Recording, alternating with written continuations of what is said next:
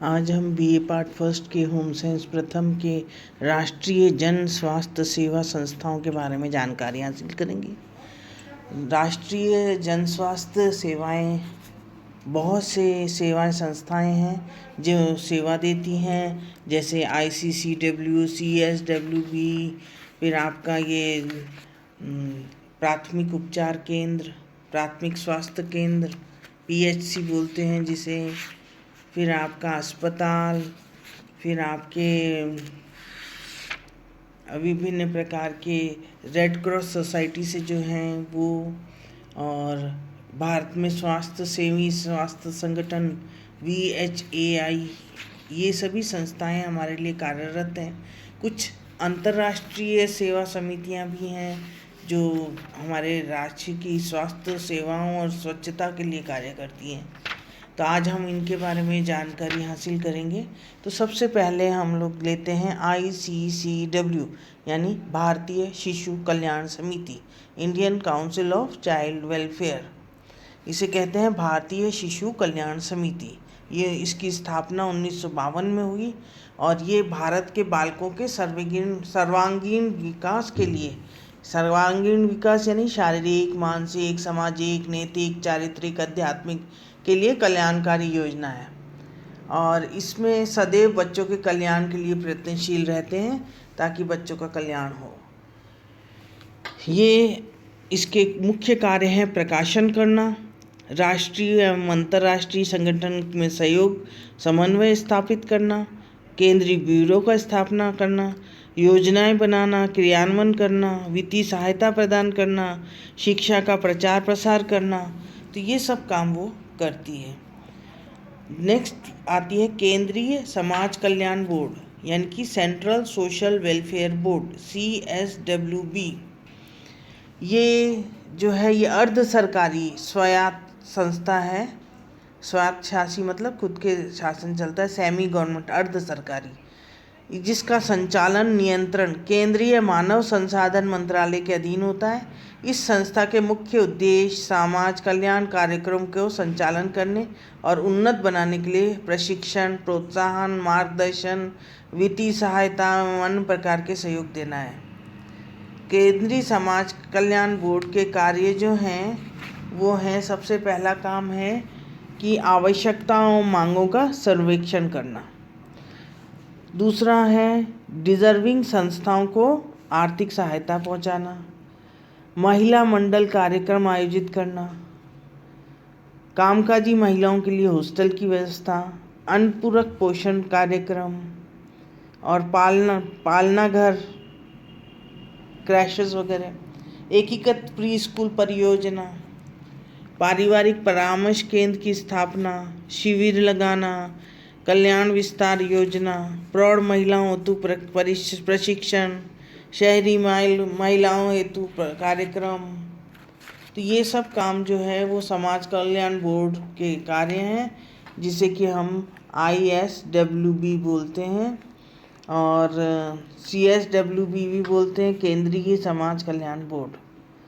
तो पारिवारिक परामर्श केंद्र की स्थापना और पालना घर, ये सब जो हमारी आवश्यक सेवाएं हैं ताकि हम सबको मदद कर सकें, तो ये हमारे राष्ट्रीय एक संस्था है।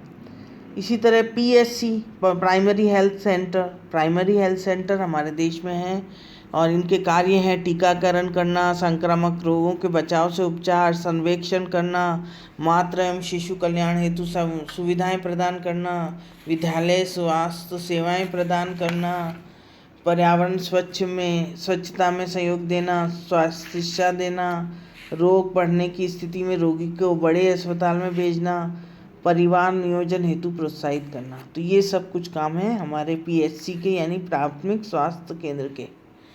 फिर अस्पताल, आप जानते हैं विभिन्न प्रकार के अस्पताल होते हैं, सरकारी या सार्वजनिक अस्पताल, जिला अस्पताल, ग्रामीण अस्पताल।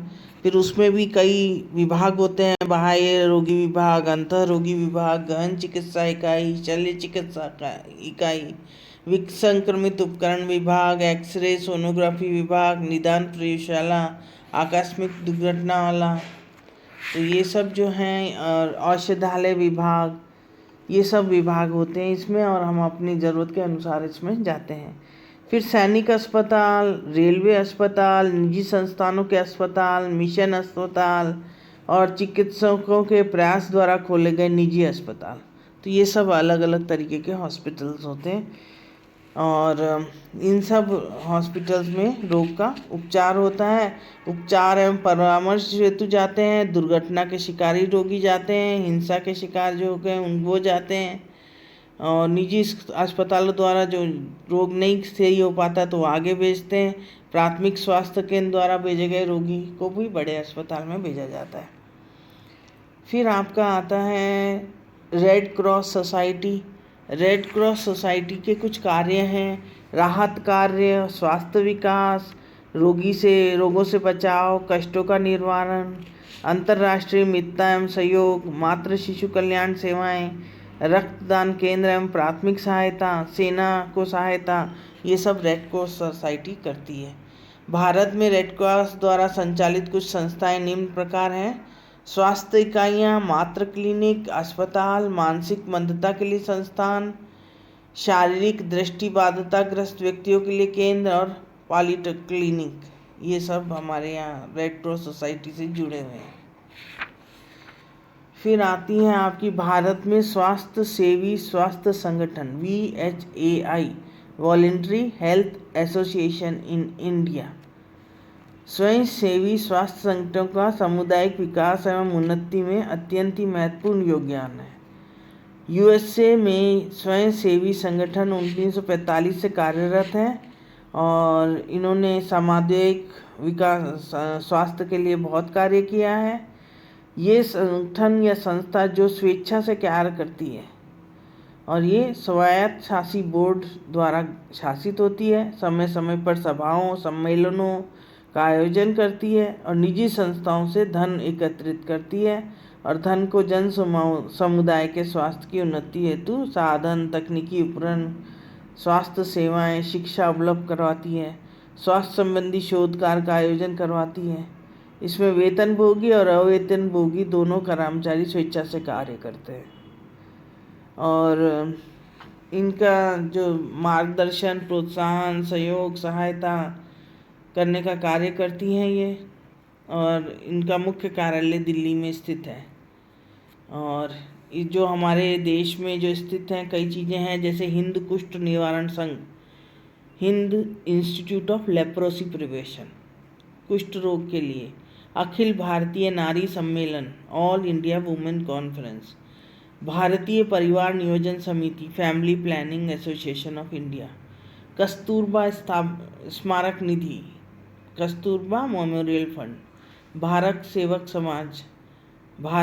समाज, और भारतीय शिशु कल्याण समिति, Indian council of child welfare, भारतीय क्रिश्चियन मेडिकल एसोसिएशन, भारतीय दृष्टिहीनता राहत समाज, केंद्रीय समाज कल्याण board, Lions club, Rotary club, भारतीय क्षय रोगी समिति, अन्य व्यावसायिक संस्थाएं, अंतर्राष्ट्रीय संस्थाएं, और भारतीय रेड क्रॉस सोसाइटी। तो ये जो सब चीज़ें जन संस्थाएं जो हमारे लिए कार्य करती हैं, इनका कार्य यही है कि उसका कोई भी रोग फैले ना, और हम जितनी जल्दी हो सके उस पर नियंत्रण पालें, और अगर कोई रोगी हो जाता है तो उसकी जानकारी उसको इनिशियल स्टेज पे दे दी जाए। अगर आप को मालूम हो तो कुष्ठ रोग के लिए सबसे पहले सारे पूरे उसमें भारत में ऐसा सिस्टम है जहाँ पर भी ज़्यादा कुष्ठ रोगी पाए जा रहे हैं, क्योंकि ये मच्छर से फैलता है, तो हर महीने वहाँ चेकअप होता है। उन जो बहुत ही सेंसिटिव एरियाज़ हैं वहाँ पर रोज़ चेकअप, हर महीने चेकअप होता है, और हर व्यक्ति का चेकअप होता है, और उससे जानकारी हासिल कर लेते हैं कि इसका तंत्रिका तंत्र प्रभावित तो नहीं हुआ।